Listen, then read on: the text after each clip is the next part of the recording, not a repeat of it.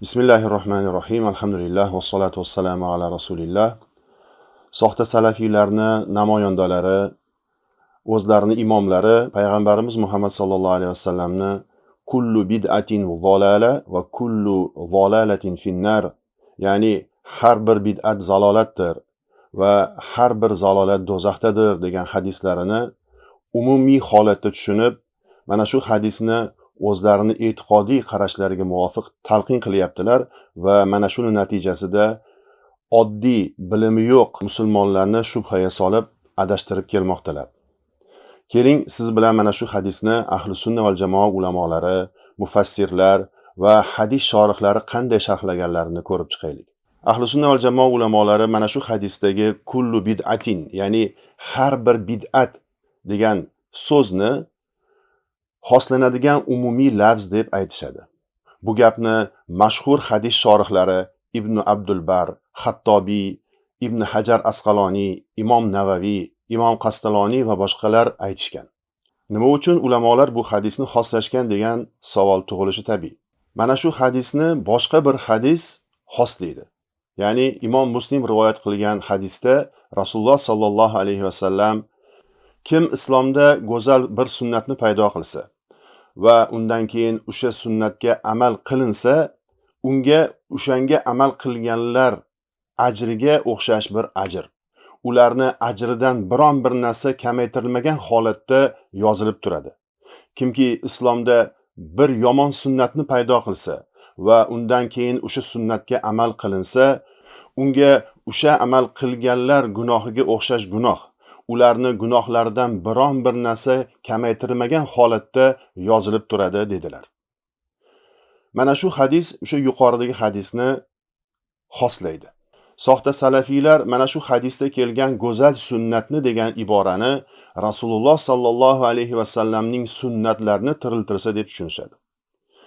Tabiiyki mana shundan Rasululloh sallallohu alayhi vasallam yomon sunnat ham qilganlari kelib chiqadimi? Albatta yo'q.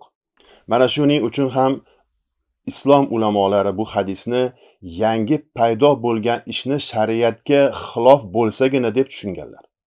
Shundan kelib chiqib kul kalimasi, ya'ni kullu bid'atin degan kalimada har bir kalimasi bu yerda faqatgina umumiy ma'noga dalolat qilmaydi deb aytishgan va Qur'oni Karimdan va sunnati nabaviylardan dalillar keltirishgan. Masalan, Alloh taolo Kahf surasining 79-oyatida Astaizu billah amma as-safinatu fakanat limasakina ya'maluna fil bahri fa'aradtu an a'ibaha wa kana wara'ahum malikun ya'khudhu kulla safinatin ghasba. Mana shu joyda kema xususiga kelsak, u dengizda ishlaydigan, ya'ni yuradigan miskin bechoralarniki edi. Bas men uni aybli qilib qo'ymoqchi bo'ldim. Chunki ularning kemaladigilarning ortida ko'zlab ketayotgan manzillarida barcha kemalarni talon-taroj qilib tortib olguvchi bir podshoh bor edi.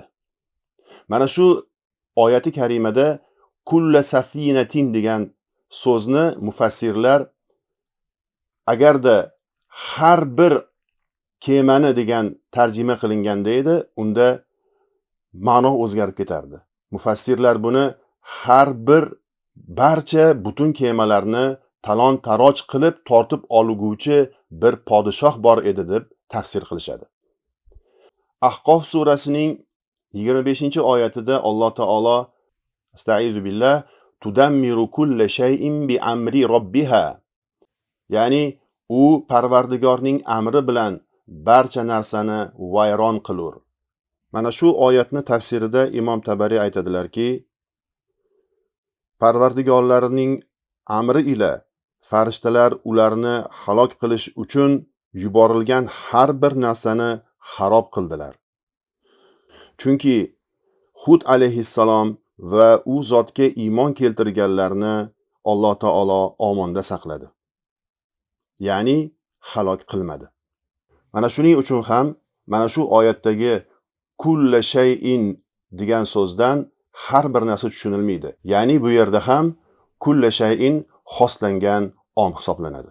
Nabaviy hadisdan dalil esa Termiziy rahimahulloh rivoyat qilgan hadisda kullu bani adama xattoun, ya'ni har bir odam bolasi xato qilguvchidir. Ya'ni bu yerdagi xato ma'siyat, gunoh qiluvchidir degan ma'noda keladi. Va ularning ichida eng yaxshisi xatosini, gunohini anglab yetib chin tavba qilganlaridir. Mana shu hadisda kul lafzi, ya'ni har bir odam bolasi degan iboradan anbiyolar chiqib ketadilar. Nimagaki ular gunohdan ma'sum bo'lganlari uchun. Mana shulardan ko'rinib turibdiki, hadis shorihlari ushbu hadisni shariatga xilof bo'lgan har bir bid'at deb tushuntirishgan. Endi agar shariatga muxolif kelmasa va unga ma'siyatlar aralashmaydigan bo'lsa, u joiz bo'ladi. Bunga misollar juda ham ko'p. Masalan, Umar raziyallohu anhu bir kuni masjidga kirsalar, bir guruh sahobalar zuho namozini jamoat bilan o'qishayotgan ekan. Shunda Umar raziyallohu anhu men bundan ko'ra afzal, yaxshiroq bid'atni ko'rmadim dedilar. U zot raziyallohu anhu Ramazon oyida tarovehni jamoat bilan o'qishni joriy qildilar va qanday ham yaxshi bid'at bo'ldi dedilar. Va bu yangi ishlarni mazammat qilmadilar. Vaholanki bu ishlar Rasululloh sallallohu alayhi va sallamning davrlarida bo'lmagan edi. Undan tashqari juma namozida ikkinchi azonni joriy bo'lishi va Qur'oni Karimni mushafga jamlash va harflar ustiga harakatlarni qo'yilishi ham yaxshi bid'atlarning sirasiga kiradi.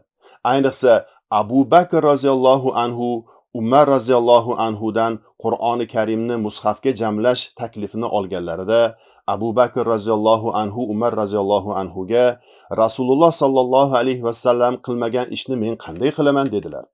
Umar roziyallohu anhu esa Allohga qasamki, bu xayrli ish deb javob berdilar.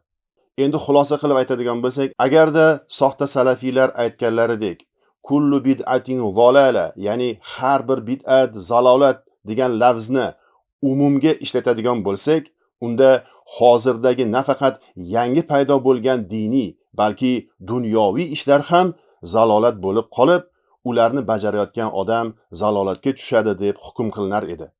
Va o'zlari ham mana shu hukm ostiga tushib qolardilar. Assalomu alaykum va rahmatullohi va barakatuh.